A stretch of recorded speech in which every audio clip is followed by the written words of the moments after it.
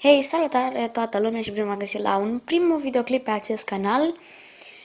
Astăzi, ca prim videoclip, aș vrea să vorbesc despre atunci când se bucură oamenii că văd că au multe vizionări, gen am 100 de vizionări la cei mai mici.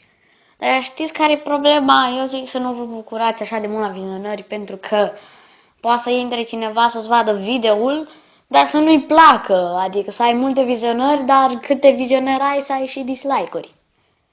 Pentru că vizionările nu prea contează, că așa aș putea și eu la videoclipul ăsta să intru pe el, să-l las pe tot așa, după să ies, după aia din nou și așa se fac foarte multe vizionări. Care e faza, frate?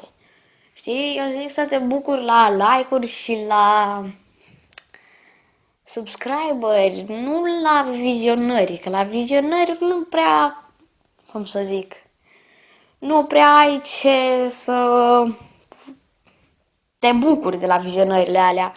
Pentru că ori poate să fie cineva care dă spam în continuare la video, ori să fie mulți și să-ți dea toți dislike. Da, videoul ăsta, pentru că e cam primul episod, e mai scurt așa, doar asta am vrut să vă anunț, nu vă mai bucurați la vizionări. Cam atât a fost, sper că v-a făcut și până data viitoare v-am salutat. Pa!